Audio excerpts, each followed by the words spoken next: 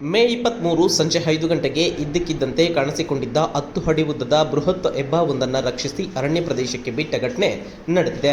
ಕೋಟೆನಾಡು ಚಿತ್ರದುರ್ಗದ pi showroom ಸಮೀಪದಲ್ಲಿ ಈ ಒಂದು ಘಟನೆ ನಡೆದಿದೆ. ನಗರದ ಬಿಡಿ ರಸ್ತೆಯಲ್ಲಿರುವ ಪೈ ಶೋರೂಮ್ ಬಳಿ ಬೃಹತ್ ಹೆಬ್ಬಾವೊಂದು ಕಾಣಿಸಿಕೊಂಡಿದ್ದು ಸಾರ್ವಜನಿಕರಲ್ಲಿ ಆತಂಕವನ್ನು ಮೂಡಿಸಿತ್ತು. ಇನ್ನು ವಿಷಯ ತಿಳಿದು ಸ್ಥಳಕ್ಕೆ ಧಾವಿಸಿದಂತಹ ಸ್ನೇಕ್ ಶಿವು ಅವರು ಹೆಬ್ಬಾವನ್ನ ಸಂರಕ್ಷಣೆ ಮಾಡಿ ಚಿತ್ರದುರ್ಗದ ಜೋಗಿಮಟ್ಟಿ ಅರಣ್ಯ ಪ್ರದೇಶಕ್ಕೆ ಬಿಟ್ಟು ಬಂದಿದ್ದಾರೆ. ಇದರಿಂದಾಗಿ ಚಿತ್ರದುರ್ಗ ನಗರದ ಜನರಲ್ಲಿ ಮೂಡಿದ ಆತಂಕ ದೂರವಾಗಿದೆ.